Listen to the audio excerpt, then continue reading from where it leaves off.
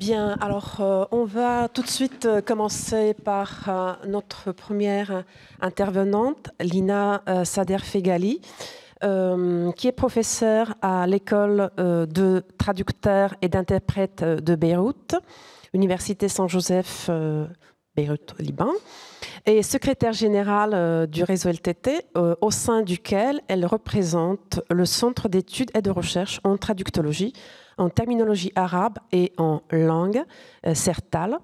Ses champs d'intérêt sont la terminologie, la traduction automatique et la traduction spécialisée, notamment médicale. Il dirige un projet de recherche qui a pour objectif d'alimenter une base de données en ligne portant sur la terminologie de l'enseignement de la traduction et de la traductologie en français, en anglais et en arabe, afin qu'elle serve de référence aux enseignants-chercheurs et aux étudiants de traduction et d'interprétation.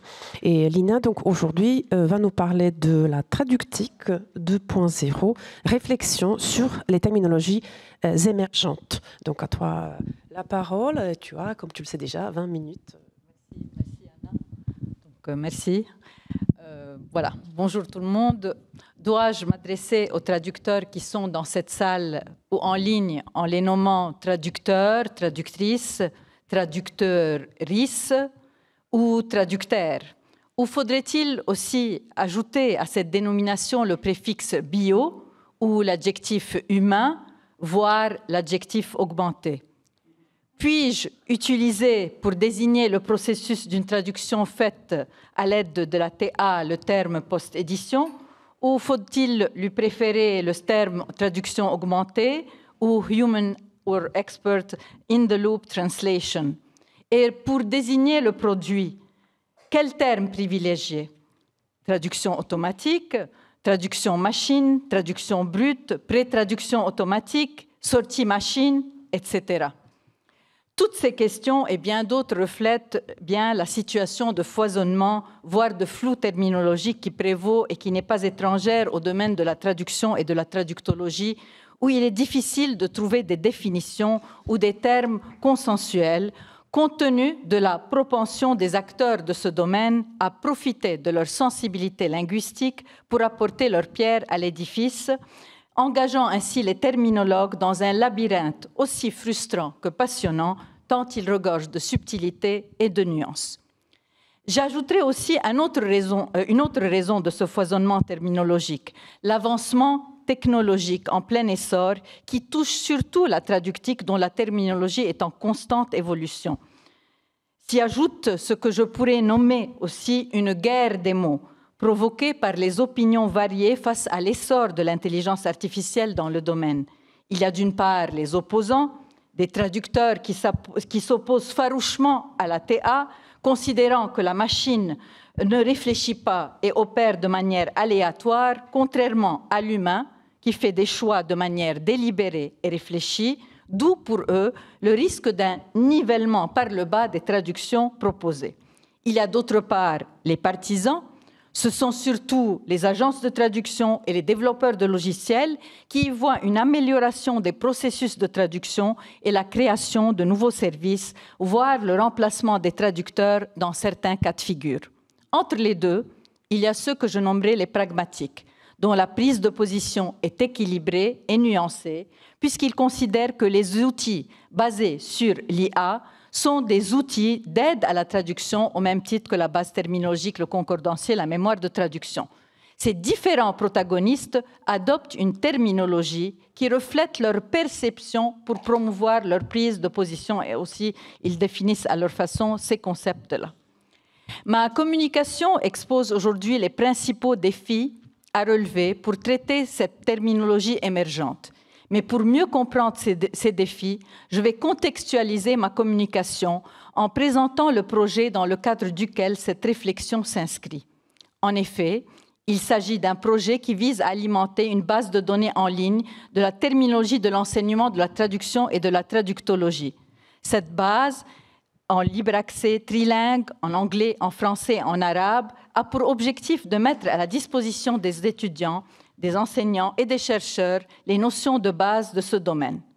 Pour commencer, je vais présenter rapidement Cette base de données qui comprend les données traitées jusque-là et qui sont au nombre de 234 entrées, dont 67 nouvelles entrées par rapport à la version ancienne de terminologie de la traduction de Delisle, Lianchi et Cormier. Et je vais présenter les principaux objectifs de cette phase 1 du projet, puisque nous sommes déjà à la phase 2.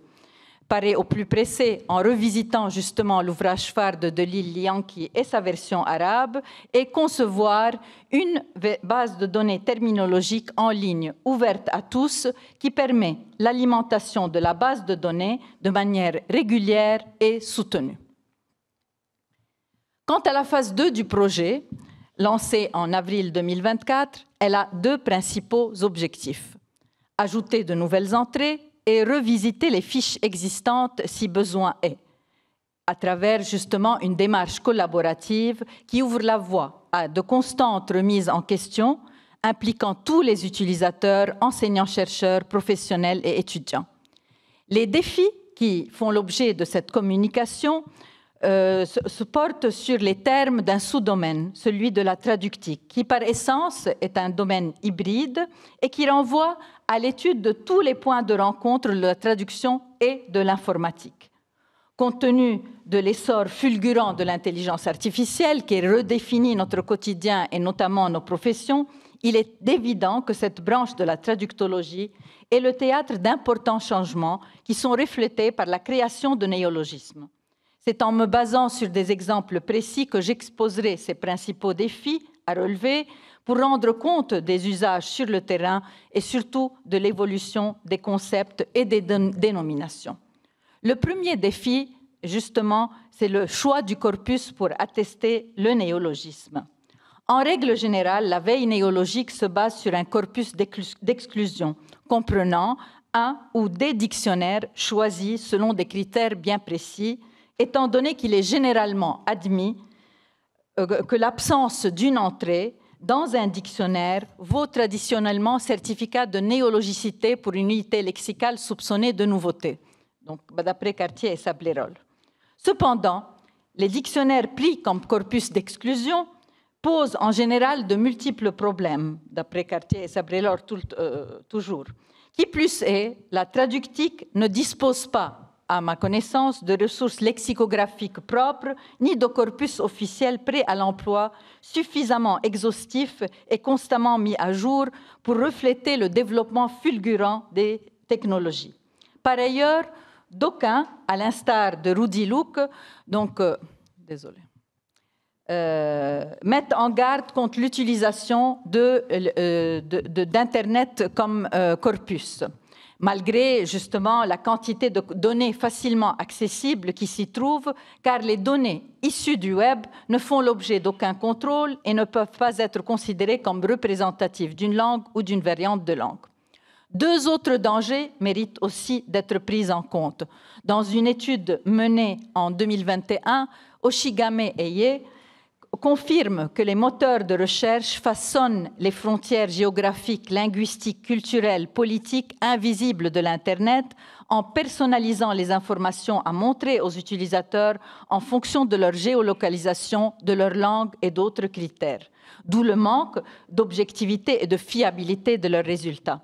Il convient aussi d'ajouter un danger qui devient de plus en plus pressant et alarmant, à savoir celui des contenus de faible qualité que les outils de traduction automatique et d'intelligence artificielle générative produisent à une vitesse inédite, compromettant ainsi davantage les résultats de recherche avec des contenus peu pertinents, biaisés ou erronés. Cependant, le fait que de nos jours, l'expertise est souvent confiée à Internet, c'est l'approche qui consiste à utiliser le web pour corpus qui a été privilégiée de par l'exploitation des données issues du web après vérification de la source des données. En effet, pour Fabrice Isaac, les trois spécificités du web, à savoir sa taille, sa diversité et son originalité, en font le laboratoire idéal pour repérer des nouveautés linguistiques. Cependant, son gigantisme le rend délicat à utiliser. En plus d'Internet, on ne peut ignorer aussi le rôle des réseaux sociaux, notamment les blogs des professionnels, qui représentent également une source très importante de données, qui sont devenus des moyens de diffusion par excellence de néologismes. Compte tenu de notre souci constant de refléter dans notre base de données les pratiques langagières et de satisfaire les besoins des utilisateurs, et étant donné que l'objectif visé est de répertorier les néologismes qui apparaissent dans l'usage et qui sont considérés comme tels car ils répondent à un besoin ou désignent une réalité, ce sont justement les néologismes rencontrés au hasard des lectures ou d'écoutes qui ont été retenus, quitte à recourir aux moteurs de recherche considérés à juste titre par Cartier et Sabrerol comme des outils intéressants pour procéder à la vérification de la diffusion d'un mot en général et d'un néologisme en particulier. Le nombre de sites répertoriés, la nature de ces sites sont un premier indice de la diffusion d'un néologisme. Donc, pour les néologismes de la traductique qui font l'objet de cette communication, c'est le néologisme qui a servi de point de départ pour la constitution du corpus d'attestation. Le deuxième défi que je voudrais exposer, c'est au niveau du choix de ce néologisme et de leurs équivalents. Je me contenterai ici d'aborder deux principaux défis à relever dans le traitement des néologismes en rapport avec la traductique. Le premier est celui notamment qui se pose avec certains termes de l'IA qui sont directement associés à la traduction et qui sont décriés comme étant des abus de langage, des termes impropres. Je nomme l'intelligence artificielle, l'agent conversationnel, le réseau neuronal, le modèle de langage. En effet, ces termes sont considérés comme étant des moyens d'instrumentaliser le langage, voire de créer une illusion. D'aucuns lancent des appels pour éviter d'anthropomorphiser l'IA et d'ajouter à l'incompréhension du public quant aux possibilités de cette technologie. Cet anthropomorphisme est adopté par les concepteurs et de ces outils, nous le savons très bien, à des fins marketing et commerciales, pour nous faire croire que ces systèmes ne le sont pas en réalité. Pour les professionnels de la langue, il y a une volonté de marquer des frontières entre humains et machines, et cela entretient une guerre des mots, puisqu'il refuse que soient employés pour la machine des termes qui seraient propres à l'homme. Quelle attitude devrait adopter le terminologue face à cette situation? Le choix pour lequel nous avons opté a été celui de rendre compte de cet état de fait dans une note. Par exemple, nous avons revisité la fiche traductrice dans la base de données et nous avons ajouté deux notes. L'une qui rend compte du néologisme biotraducteur pour désigner le traducteur humain, et c'est une appellation qui est devenue nécessaire en langue française quand les spécialistes du traitement des langues naturelles ont utilisé le terme traducteur pour faire référence à la fois au système de TA qu'ils développent et aux traducteurs professionnels qui produisent les données de référence et certaines évaluations de ces systèmes. Et aussi, nous avons retrouvé, donc justement dans deux écrits, c'est des choses documentées, en traductologie que le biotraducteur est utilisé pour s'opposer au cybertraducteur qui pratique toutes les formes de traduction assistée par ordinateur. Une autre note a été aussi ajoutée, c'est pour rendre compte aussi du langage inclusif avec l'écriture épicène de traducteuris et au langage neutre non binaire avec l'usage d'un nouveau genre grammatical avec traducteur.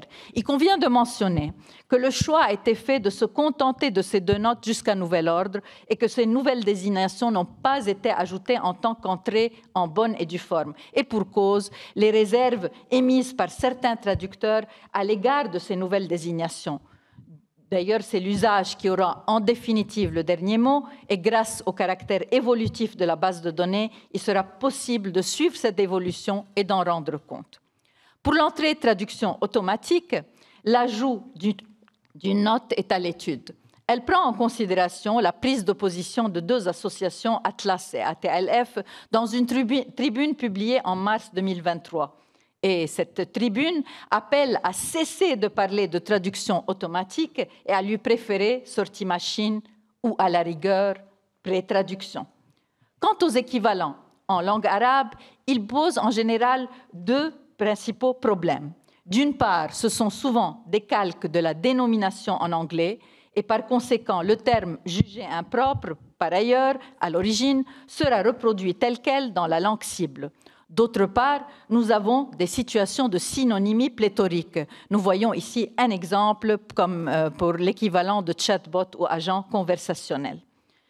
Si, dans la terminologie traditionnelle, le terminologue était tenu de se contenter des données recueillies dans un corpus bien de référence, il est actuellement appelé à s'impliquer davantage en faisant preuve de réactivité, voire de créativité, tout en étant à l'écoute des usages qui se fondent sur le réel. Cependant, son intervention ne se limite pas à rendre compte de ces usages, mais il doit aussi intervenir pour combler un vide lexical, notionnel, comme par exemple trouver un équivalent à un néologisme, comme dans l'exemple post-editis ou AI is, qui est le langage généré par l'intelligence artificielle. Le terminologue est aussi appelé à corriger une faute, un calque, un emprunt indésirable, d'où l'importance de l'activité de veille que le projet que je présente compte entreprendre, et ce, en tenant à répertorier les néologismes qui intègrent l'usage et à surveiller l'implantation d'un terme diffusé, quitte à le remplacer, le cas échéant, par un autre qui a la préférence des spécialistes du domaine ou qui remplace un terme qui porte à équivoque. Je donne comme exemple localisation, qui a comme équivalent arabe le plus courant le terme taoutin, qui non seulement est polysémique, mais qui, en traductologie, est l'équivalent de domestication en arabe. Nous lui avons préféré un terme complexe, composé de l'équivalent du terme adaptation, aklama, auquel on a ajouté un qualificatif numérique, qui est ces deux composantes du terme composé représentent les deux principaux caractères de la notion. Voilà, donc ça c'est la note que nous avions ajoutée pour justifier ce changement-là. Le troisième défi est la définition de la notion à élaborer. Comment faire la part des choses quand les spécialistes du domaine, les prestataires des services linguistiques, les professionnels, les normes et les développeurs d'outils s'approprient le concept en lui attribuant une définition spécifique. Pour les spécialistes du domaine, c'est justement, ils insistent normalement sur les avantages en termes de gain de temps, de réduction de coûts, de cohérence, etc., le caractère novateur. Pour les professionnels, les prestataires des services linguistiques, c'est le gain de temps, les réductions de coûts, la cohérence. Désolée, j'ai loupé quelque chose. Pour les professionnels de la langue, oui, j'ai loupé. Je voulais parler, bon, c'est pas grave. Les spécialistes, pourquoi je l'ai enlevé? Bon, c'est pas grave. Les spécialistes de la linguistique computationnelle, ils conçoivent les outils et c'est l'aspect technique du concept, son mode de fonctionnement et son caractère novateur qui est mis en évidence dans les définitions. Pour les spécialistes de domaine, c'est justement les modes d'usage possibles. Pour les prestataires de services linguistiques, c'est les avantages en termes de gain de temps, de réduction de coûts, de cohérence. Et pour les normes, le souci est de veiller à l'efficacité de la communication spécialisée par l'uniformisation de la dénomination et de la notion. Et il ne faut pas oublier aussi les développeurs des outils eux-mêmes, qui ont pour souci de promouvoir leur marque de fabrique. Par exemple, RWS, qui est Trados que nous connaissons tous, promeut sa marque de fabrique en parlant de cette fameuse traduction hybride, en lui donnant cette appellation de Genuine Intelligence. Mais à regarder de près la définition, il s'agit de traduction augmentée, la traduction augmentée dont parle Lionbridge aussi. Donc nous voyons ici que chacun de ces développeurs opte pour une appellation différente, avec une définition, avec quelques différences. Le mot d'ordre pour nous, c'est combler les besoins de la recherche et de l'enseignement en ne retenant dans les définitions que les caractères qui reflètent la réalité dans la pratique professionnelle et dans la réflexion théorique autant que faire se peut. Quant à la deuxième question secondaire, elle concerne le rôle de l'intelligence artificielle générative dans l'élaboration des définitions. En effet, on ne peut ignorer le fait que l'intelligence artificielle générative a changé la donne dans beaucoup de domaines et qu'il est utile d'évoquer ce fameux « the elephant in the room », cet éléphant dans la pièce qui s'impose à nous, ce sujet tabou, puisque les définitions proposées, il n'est pas dans ce colloque puisqu'on en parle, donc les définitions proposées par ces outils basés sur l'IA sont capables de générer des définitions qui sont considérées par certains comme étant de qualité acceptable, à tel point qu'ils ne prennent plus la peine de consulter des ressources terminologiques ou lexicographiques. Cet état de fait risquerait de compromettre les fondements même de la terminologie telle que nous la connaissons. Les risques de l'utilisation de l'IAG sont bien entendu connus, nous les connaissons. Quant aux principaux avantages, j'en retiens 3. L'augmentation de la productivité, le gain de temps et l'aide que pourrait apporter l'intelligence artificielle générative dans l'affinage de la définition, à condition, bien sûr, comme le préconise St. Martin dans son article publié sur le rôle de l'IA dans l'élaboration de la définition, que le terminologue, la condition, c'est que le terminologue développe les compétences nécessaires en vue d'intégrer l'IAG dans son flux de travail, notamment la maîtrise des techniques du prompting, les instructions, les consignes fournies au modèle génératif. Et il va même jusqu'à prédire que dans quelque temps, la terminographie assistée par l'IA sera synonyme de terminographie tout court. Pour conclure, je me suis contentée dans cette communication d'évoquer 3 défis à relever dans un contexte où les paradigmes changent constamment. J'aimerais dire que je ne suis pas de nature technophobe ou technosceptique, mais j'émets des réserves à l'égard de la prédiction de St. Martin, compte tenu du nivellement par le bas que nous observons en traduction et compte tenu de la qualité des données sur lesquelles se base l'intelligence artificielle générative et qui n'est pas toujours optimale dans toutes les langues et dans tous les domaines du savoir, à moins de faire comme M. Leroyer, de mettre le corpus qu'il faut là-dedans, donc d'avoir les données déjà. Je crois en l'apport de l'humain qui doit rester au cœur du processus. Je citerai pour terminer Carlos Del Burgo qui, dans un article paru en 2024 dans la revue Circuit, tire la sonnette d'alarme et dénonce les abus commis au nom de l'iatisation, ce qu'il appelle l'iatisation de la terminologie. Il dit un travail terminologique trop mimétique, découlant d'une surmécanisation précoce des terminologues, jeté en pâture à une IA mal maîtrisée, nous rappelle le mot célèbre de Joseph Hans, mettre les 2 langues sur le même pied équivaut à mettre les 2 pieds sur la même langue.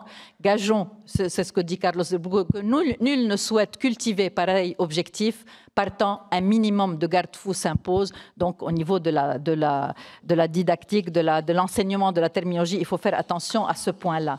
Je finis ma conclusion en lançant un appel à collaboration à des humains qui seraient intéressés à apporter une contribution ponctuelle ou permanente pour l'alimentation de la base de données en ligne de la terminologie de l'enseignement de la traduction et de la traductologie, le bioterminologue ou le bioterminotocien qui entreprend une recherche dans un domaine comme la traduction et la traductologie, avec comme l'une des langues de travail l'arabe, a encore de beaux jours, d'après moi, devant lui. Je vous remercie.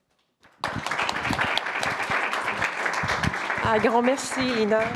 Grand merci, Lina, pour cette très belle communication qui, d'ailleurs, a touché une série, disons, de problématiques évoquées tout à l'heure. Et effectivement, l'iatisation de la terminologie, c'est un petit peu l'effet circulaire, parce que je reprends quand même un petit peu le néologisme. Mais voilà, ça rend l'idée. Et merci également pour cet appel à collaborer, parce que je pense que ce projet est effectivement un répertoire un petit peu de référence en train de s'alimenter. Alors, pendant que notre collègue Daniel Candel s'installe, je vais présenter les 3 intervenants. Les 3 intervenants, dont donc Daniel Candel est présente et les 2 collègues qui ont participé à la communication ne sont pas là. Je vais donc les présenter tous les 3. Daniel Candel est chercheur CNRS honoraire, membre associé du laboratoire CNRS Histoire des théories linguistiques, Université Paris-Cité. Ses travaux portent sur les théories et pratiques terminologiques et lexicographiques. Il a été rédacteur du Trésor de la langue française et participe depuis 1997 comme expert linguiste aux travaux de terminologie et néologie officielle en France. Parmi ses co-directions de publication, notons, j'en cite quelques-unes, Prescription en langue, prescription linguistique, application et réaction, complémentarité des disciplines en linguistique appliquée, les normes linguistiques et terminologiques, conflits d'usage, linguistique appliquée et disciplinarisation, genèse de la terminologie contemporaine, source et réception. Alors, notre deuxième intervenante est Marie Calbert-Chalot, qui est linguiste et cofondatrice d'Onomia, et les membres associés de laboratoire Histoire des théories linguistiques de l'Université Paris-Cité et détient un doctorat en sciences du langage spécialisé en linguistique théorique, descriptive et automatique. Ces travaux de doctorat ont été primés au niveau européen par l'Association européenne de terminologie. Elle est également experte en terminologie pour l'AFNOR, donc encore la normalisation. Ces domaines de spécialité incluent la lexicologie, la terminologie, l'ontologie, les dictionnaires, les langues de spécialité et le traitement automatique des langues. En plus de ses contributions académiques, elle participe au développement des solutions logicielles d'Onomia et intervient comme consultante experte en gestion des connaissances dans les environnements industriels, combinant haute technicité et longue durée de vie dans des secteurs tels que l'énergie ou la défense. Et enfin, Christophe Roche, que vous connaissez bien, professeur de l'intelligence artificielle pour les sciences sociales et humaines, les humanités numériques à l'Université de Crète depuis 2023, alors qu'il a été professeur à l'Université Savoie-Mont-Blanc de 1988 en 2023. Et il est professeur émérite dans cette même université depuis l'année dernière. Il a présidé le comité des terminologies auprès de l'AFNOR et depuis 2008, il organise les conférences, ou la conférence annuelle TOT, Terminologie, Ontologie, Théorie et Application. Il a participé entre autres à 14 projets internationaux, dont 10 projets européens, également un projet sur l'intelligence artificielle en Chine. Bien, alors aujourd'hui, donc le titre de la communication de nos trois intervenants et l'ontoterminologie, le terme et la notion dans les colloques TOT, justement, qui sont encore notre réalité, disons, associative de la communauté des terminologues. Et ce sera Daniel Condel à la présenter. Merci beaucoup. Merci beaucoup. Il faut que peut-être que je corrige, si je puis me permettre, un tout petit peu l'introduction, parce que je me retrouve effectivement seule alors que le sujet était proposé et travaillé par Marie Calberg, notre ami Christophe Roche, qui dirige TOT, est actuellement en Chine et me disait qu'il n'aurait pas l'occasion vraiment d'y travailler. Et Marie Calberg y travaillait toute seule, mais elle a eu un ennui personnel, familial avant-hier, m'a prévenu avant-hier qu'elle ne ferait pas la communication et me demandait de la faire, ce qui est normal, je la fais, mais je n'ai vraiment découvert son texte qu'hier. Voilà, donc c'est un petit peu curieux. Et je suis donc amenée essentiellement à vous lire la communication de Marie Calberg. Nous en avons un peu discuté, elle l'a un petit peu modifié au courant de la journée. Hier soir, c'était fait. Voilà, donc là, vous savez tout sur l'originalité de cette communication.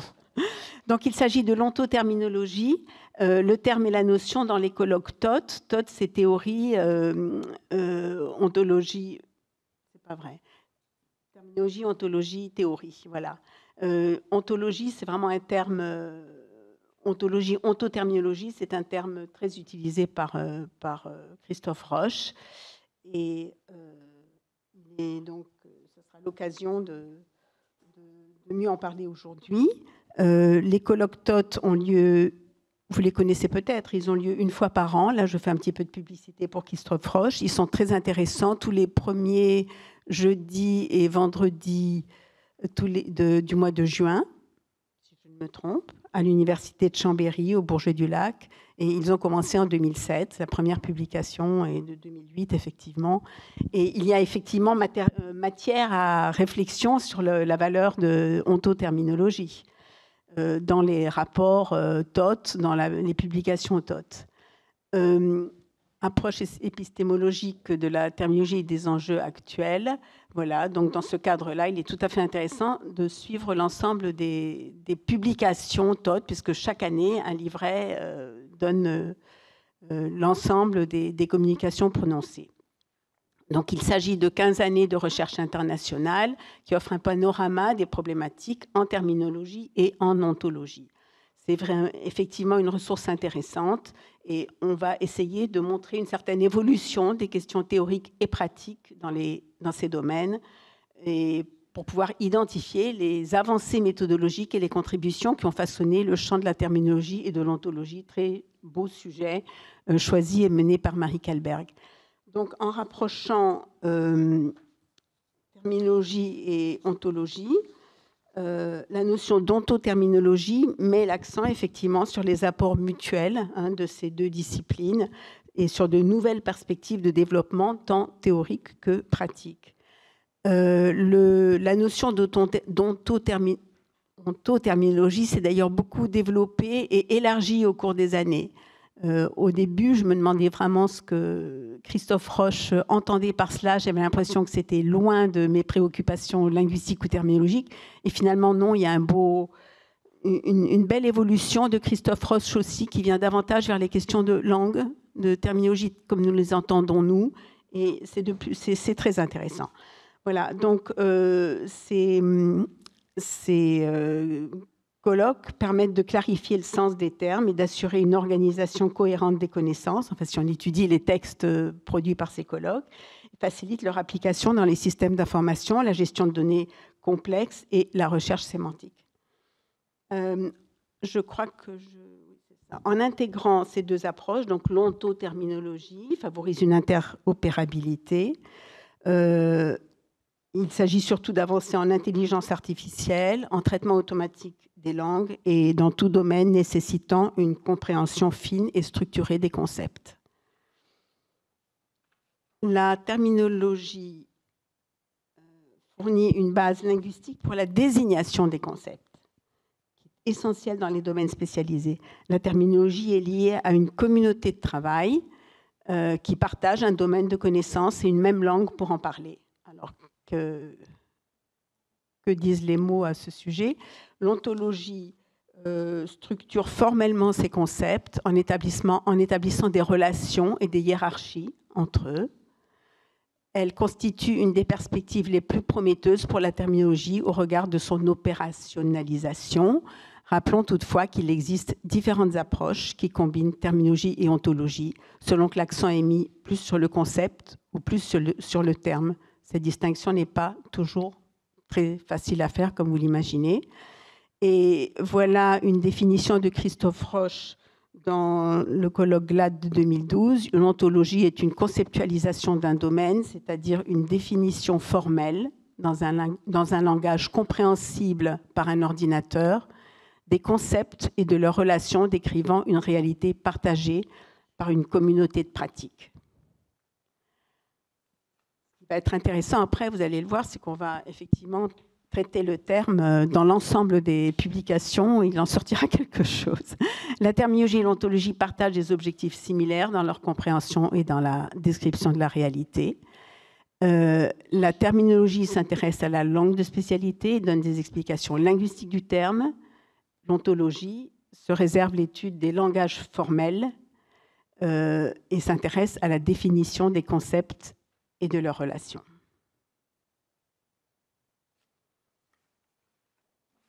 Le terme désigne ce qui délimite une proposition, comme le point limite de la ligne, ce qui limite le sens d'un mot.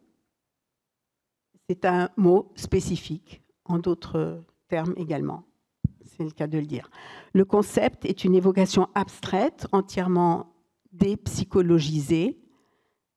Alors, je ne sais pas trop si le terme vient de Christophe Roche ou de Marie Kalberg elle-même, dépsychologisée, et représentation mentale.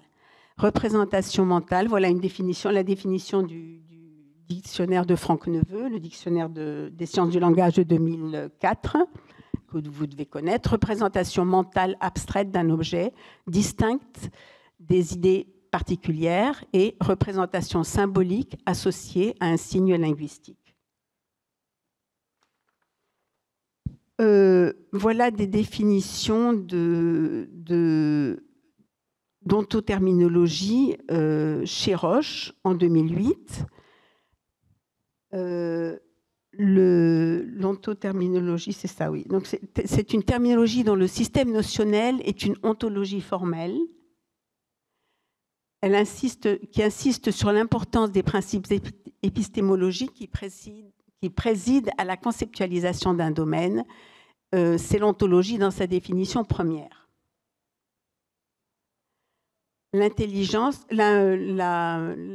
L'ontoterminologie, ce sont toujours des citations de Christophe Roche, insiste également sur la nécessité d'une approche scientifique de la terminologie, où l'expert joue un rôle fondamental.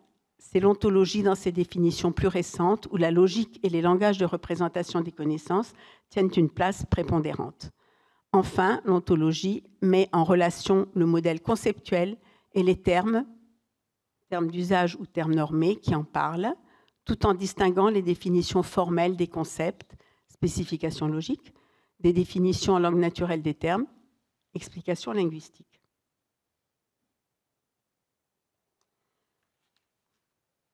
Alors, une telle approche fait distinguer le signifié construit en discours du concept en tant que connaissance stable du domaine. Elle permet ainsi de distinguer les dimensions linguistiques et conceptuelles et rappelle que le réseau de termes ne se superpose pas au réseau des concepts. Voilà un peu une petite synthèse intéressante. Et la deuxième fiche intitulée « Le corpus d'études » nous présente la bibliographie, hein, donc c'est extrait des actes des 16 premières conférences TOT, terminologie et ontologie, voilà, de 2007 à 2022. C'est un corpus de plus de 900 000 mots. Ce corpus-là va être analysé, comme vous allez le voir.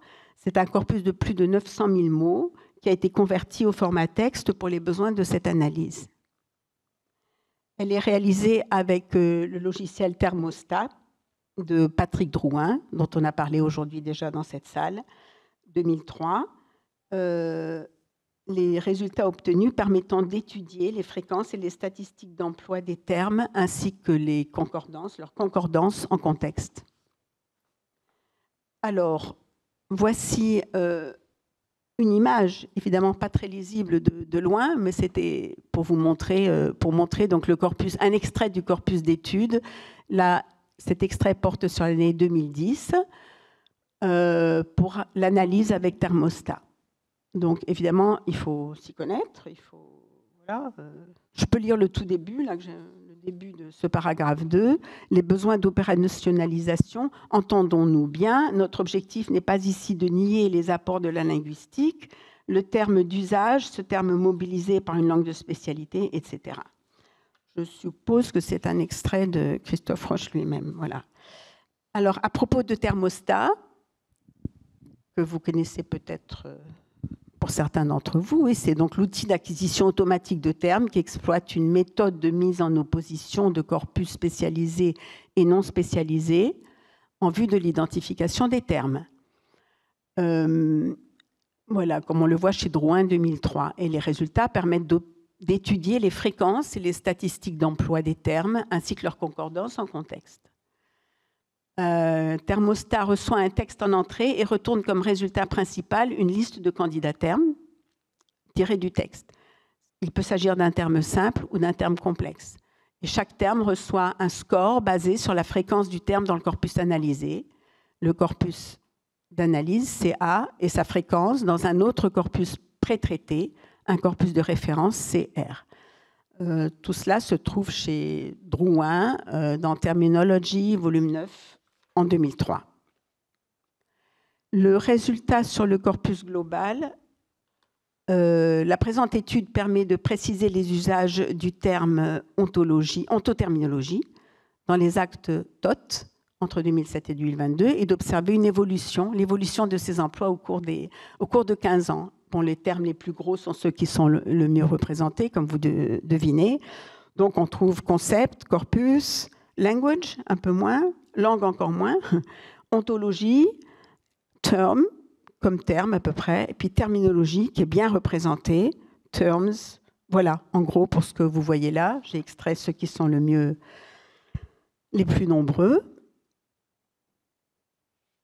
Les résultats sur le corpus global, on trouve de terminologie 2016 occurrences, ontologie 1729, ontoterminologie 174, c'est quand même pas mal, et ontoterminologie 74. Alors, quelques retours sur la notion d'ontoterminologie. Dans le contexte de communication pluridisciplinaire, cette étude donne un éclairage sur la définition de ce domaine, ainsi que sur la place qui lui est accordée et sur les consensus et ou distorsions autour de la notion d'ontoterminologie, comme vous le voyez à l'écran. Alors voici, là encore, quelque chose qui n'est pas très lisible, encore que, enfin nous de près, oui, on arrive à lire. C'est la présentation des résultats, phrases et concordances. D'une part, des contextes par phrase, c'est le premier qui est en haut à gauche, et l'autre des contextes donnés par concordance. Alors, voilà. Interface, copie compilée de l'écran, interface de travail... J'ai noté comme commentaire, notion. Toutes ces analyses ont donné lieu à des résultats de texte en phrases et en concordance. Je peux lire un tout petit extrait de la partie contexte. L'appellation ontoterminologie traduit ce besoin de replacer le concept et sa dénomination au centre de la terminologie, tout en préservant sa dimension sociolinguistique par la prise en compte des termes d'usage à travers la langue de spécialité. Je parierais que c'est une phrase de Christophe Roche. Et puis, pour les contextes, alors là, je lis ce qui est en bleu, donc l'appellation socioterminologie traduit ce besoin de replacer le concept, etc. Voilà une répartition temporelle des usages de la notion d'ontoterminologie dans le corpus des actes TOT. Donc, on a deux planches là. Dans la première, bon, ce qui ressort, c'est 2010. Pardon ? Non, 2010. 96 occurrences d'ontoterminologie. C'est l'année où il y en a le plus. Alors qu'ontologie ontologie apparaît beaucoup en 2009, en 2010. Oui, surtout en 2009 et 2010, en fait, même si on voit les années suivantes. Donc, il y a eu un pic d'ontoterminologie en 2010. Je crois qu'on s'explique pourquoi. Sans doute en raison de présentations et études approfondies sur cette notion lors de cette année de conférence TOT. Voilà, évidemment, puisqu'il s'agit des notes, des publications des conférences TOT et que l'étude a été faite là-dessus, on s'imagine que c'est une année où on a plus parlé d'ontoterminologie encore que les autres années. Après 2010, donc, l'usage du terme fluctue avec des occurrences limitées qui reflètent peut-être un passage de l'intérêt théorique à des applications spécifiques ou un déplacement vers d'autres thèmes. Et cette analyse montre une phase essentielle d'adoption du terme qui est suivie de variations selon les thématiques abordées chaque année dans les conférences. Bon, c'est assez logique, mais c'est un beau corpus pour faire cette analyse, évidemment. Quelques illustrations d'usage de la notion, donc dans l'emploi de la notion d'ontoterminologie dans des syntagmes composés. On a ontoterminologie bilingue, ça montre l'envol du terme, hein, la richesse. Ontoterminologie bilingue, ontoterminologie multilingue, notion d'ontoterminologie, éditeur d'ontoterminologie au pluriel, construction d'ontoterminologie. Voilà. Et on note... est-ce que on note... la planche 21, d'accord. L'ontoterminologie, oui, ça, j'aime pas tellement cette fiche parce que je trouve qu'elle est mal lisible, mais c'est une copie, enfin, c'est comme ça. L'ontoterminologie regroupant une dimension conceptuelle et une dimension ontologique est une théorie intéressante sur laquelle les processus documentaires peuvent Les processus de communautaire peuvent s'appuyer, la compréhension des concepts du domaine et les mots pour en parler. En replaçant le concept et sa dénomination au centre de la terminologie, l'ontoterminologie redonne une place centrale à l'ingénieur dans son activité de conceptualisation. Je ne vais pas lire l'ensemble de cette fiche. Quelques retours. Oui. Quelques retours donc d'expérience ou d'analyse. Explication du pic d'emploi de l'année 2010.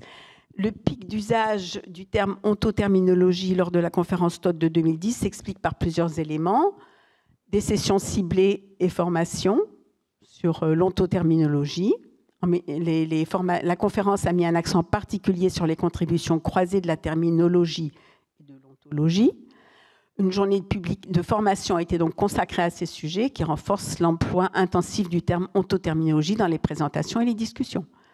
Et puis des contributions majeures et des études de cas, avec des études marquantes en 2010 de Elisa Veronesi et Franco Bertaccini, Luc Damas et Christophe Tricot, Marie Kalberg-Chalot elle-même et Christophe Tricot, qui ont donc exposé une étude sur l'usage du terme pour les interprètes de conférences, montrant ainsi l'utilité de la notion dans la communication bilingue spécialisée.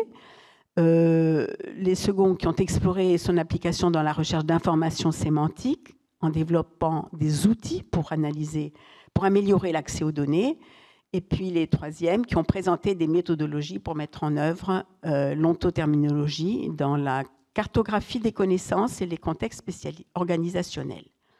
Et puis enfin, l'internationalisation et le contexte multilingue. En 2010, TOT a officiellement adopté le français et l'anglais comme langue de la conférence, élargissant ainsi son audience internationale, et l'ouverture a mis en lumière l'importance de l'ontoterminologie dans la structuration des connaissances multilingues et la standardisation terminologique dans les cadres multilingues. Quelques retours supplémentaires. Et oui, donc je n'ai plus que 3 fiches, donc je pense que je serai dans les temps. En résumé, ce pic d'occurrence du terme en 2010 reflète une année charnière. La communauté TOT a intensifié l'exploration théorique et les applications pratiques de l'ontoterminologie avec des sessions dédiées et un élargissement international de la conférence. Ce concept qui est articulé autour de la convergence entre terminologie et ontologie a vu son usage se multiplier, et on peut souligner la polyvalence de l'ontoterminologie pour structurer les connaissances dans des contextes spécialisés et multilingues. Et puis TOT s'est ouvert à un public international, et on peut mettre en valeur son rôle comme cadre méthodologique essentiel pour la gestion de l'information et des connaissances dans des environnements plurilingues complexes. Et voilà donc notre conclusion. Eh bien, je crois que je vais peut-être tout lire, puisque j'étais bien partie pour ça. L'ontoterminologie est une approche innovante et essentielle pour la structuration des connaissances. D'ailleurs, j'aimerais bien savoir si vous utilisez le terme, mais je vous demanderai ça après peut-être. Dans des domaines de spécialité, en alliant terminologie et ontologie, elle permet de répondre aux besoins de formalisation et d'interopérabilité des données.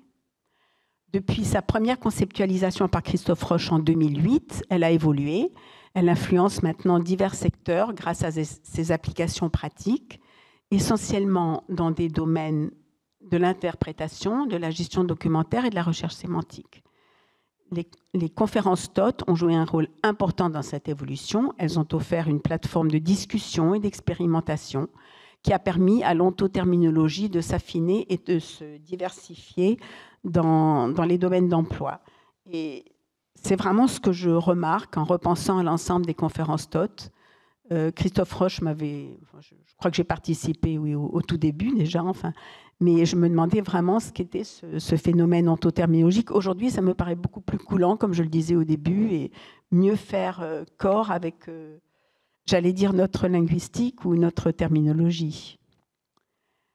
Et voilà, en intégrant les contributions de chercheurs internationaux et en adoptant un cadre multilingue, TOT a renforcé la portée de l'ontoterminologie et a consolidé son statut comme outil méthodologique pour la gestion des connaissances dans des contextes complexes et plurilingues.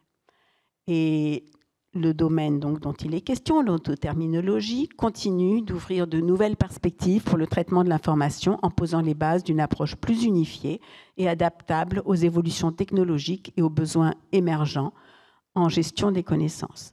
Voilà, c'est la fin du texte rédigé donc, très essentiellement par Marie Kalberg. Et je n'ai fait que faire quelques remarques et vous transmettre ce texte aujourd'hui. Voilà.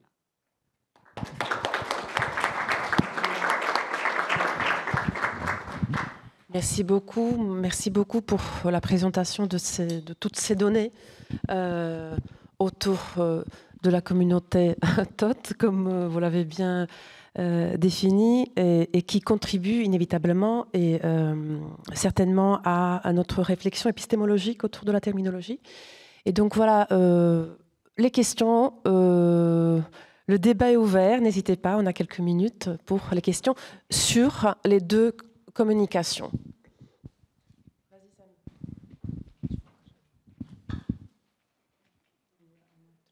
On va faire défiler.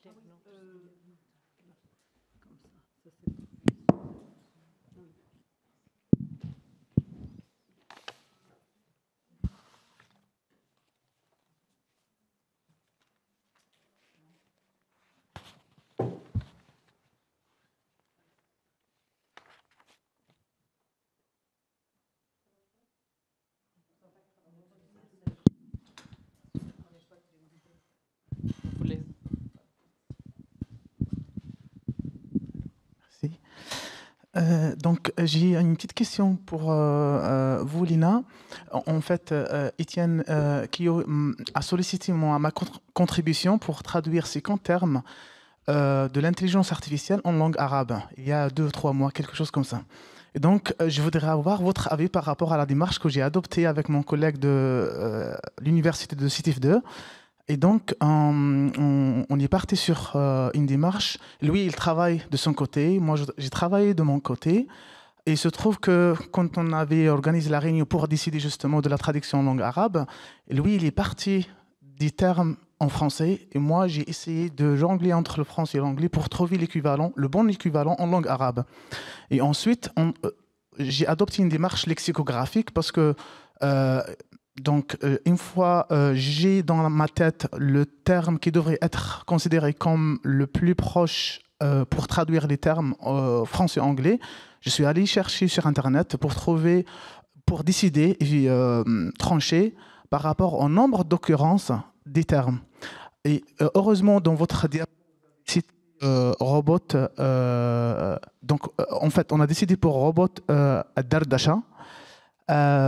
Et c'était par rapport au nombre d'attestations de cette expression sur le net. Et aussi, on a utilisé, moi, j'ai utilisé l'outil DeepL aussi, qui m'a beaucoup aidé dans cette démarche.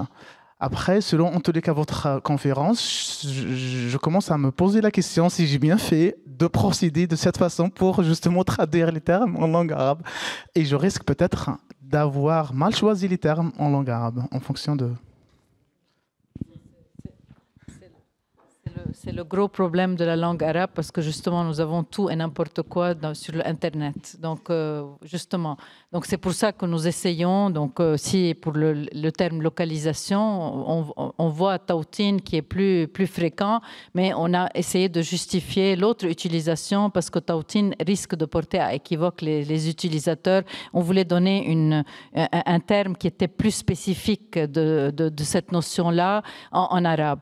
Bien entendu, on a peut-être enfreint les règles parce que normalement c'est le terme qui est le plus fréquent qui doit être utilisé, mais parce que n'importe qui parle de n'importe quoi sur Internet, donc il va falloir trancher. Et on considère que le fait d'avoir un outil comme celui que vous êtes en train de concevoir et comme celui que nous sommes en train de concevoir qui va être, si vous voulez, une référence, pourrait corriger le tir et proposer un terme qui est plus adapté.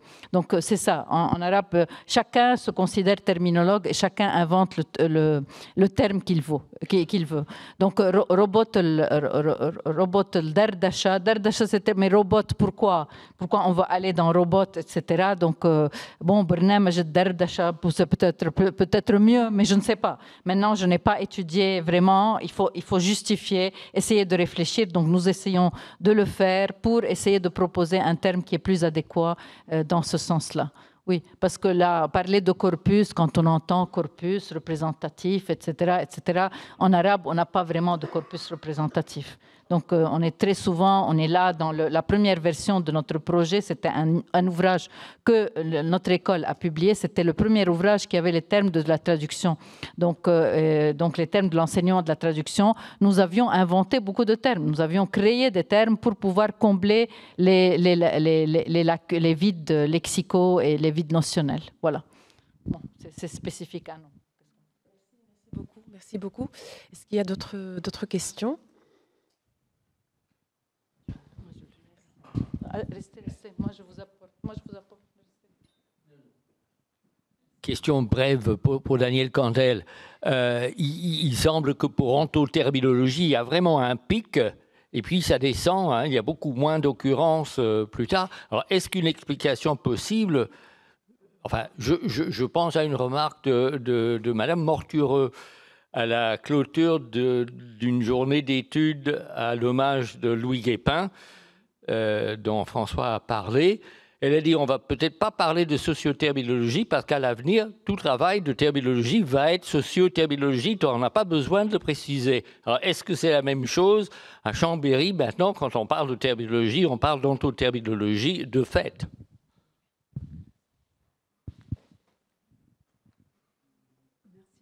Donc, je te repose une question. Tu as l'impression qu'à Chambéry, c'est ce qu'on fait, qu'on parle de plus en plus d'ontoterminologie quand on parle de terminologie, c'est ça que tu veux dire? Je ne suis pas sûre parce que on continue à s'entendre et à échanger avec Christophe Roche sur place aussi, enfin moi-même sans faire d'ontoterminologie. Et Todd semble quand même intéressé aussi parce qu'il n'est pas ontoterminologique. Mais c'est peut-être une vraie tendance, c'est possible. C'est possible. Donc, peu à peu, ontoterminologie deviendrait synonyme de terminologie. C'est une question à se poser, oui. C'est pour le prochain colloque. Oui. Merci pour cette réflexion, en tout cas. Merci. Est-ce qu'il y a d'autres questions ?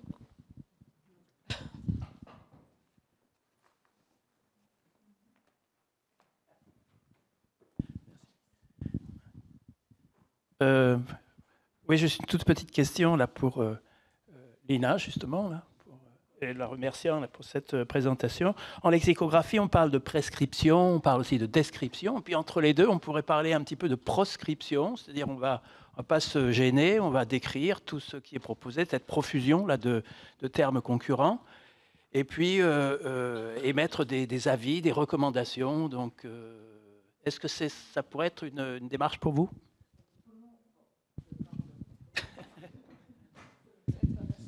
Oui, donc pour nous, c'est plutôt une approche descriptive que prescriptive dans un certain sens. C'est-à-dire, on n'arrive pas vraiment à se positionner.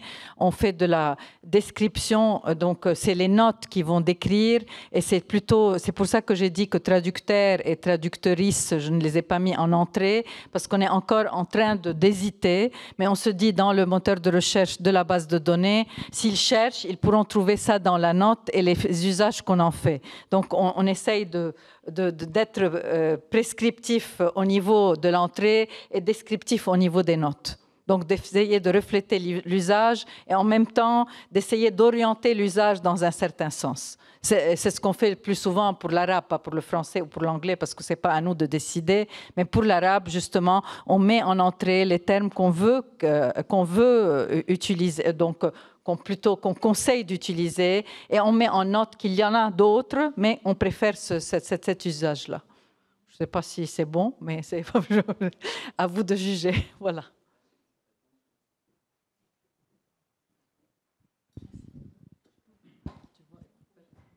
merci. Une question? Est-ce que je peux ajouter un petit... Du coup, je prends part aux questions. Merci beaucoup merci beaucoup. Ce que vous venez de dire, de proposer le terme proscription, moi, c'est ce que je me dis souvent, c'est ce que nous faisons dans les commissions de terminologie, enfin, qui s'appelle maintenant collège de terminologie. On prescrit, mais on proscrit aussi, hein, quand on dit parfois, voilà, ce terme n'est pas à utiliser ou n'est plus à utiliser. Je sors de ce que je disais là, excusez-moi, mais c'est tout à fait ce qu'on fait. Oui. Version, donc dans notre première version, certains termes qui n'étaient pas du tout logiques. Donc, en revisitant l'ouvrage, on a publié un ouvrage avec la terminologie en arabe. En le revisitant avec mon équipe, avec Faisal Kassem, etc., et d'autres collègues, donc nous avons revisité ces ouvrages-là et en revoyant ces entrées, on a reconsidéré et on a dit bon, non, essayez de ne pas l'utiliser parce que c'est pas logique, etc., etc. Bon, voilà. Donc, mais c'est les notes, ce n'est pas vraiment une interdiction parce que certains termes ont été effectivement dans l'usage. On ne peut pas revenir en arrière. Donc, mais on essaye de donner certains conseils d'utilisation en justifiant. On est encore, il me semble, dans cette négociation dont parlait tout à l'heure Valérie. Et la normaison, justement, ce dont parlait Valérie, justement, j'ai un article sur la normaison dans le cadre de comment nous... Voilà. Donc, cette démarche collaborative que nous sommes en train de mettre en place pour se mettre d'accord, c'est-à-dire on fait appel à tout le monde pour parler des démarches ponctuelles. Si on voit quelque chose qui ne va pas, on appelle, on dit ça ne va pas, on peut discuter, on peut revisiter ce qui est déjà mis. Voilà. Tout à fait. Et c'est en tout cas un exemple tout à fait représentatif de ce type de travail. Et si on considère qu'effectivement on parle finalement d'un domaine qui est notre domaine, hein, donc la traduction, et on a du mal. Bah alors là, dans d'autres domaines interdisciplinaires, les choses se compliquent davantage. Voilà. Alors, est-ce qu'il y a d'autres questions? Je pense qu'on pourrait quand même... Voilà, encore une petite question, et puis... Peut-être c'est pour je ne sais pas pourquoi on doit utiliser le truc.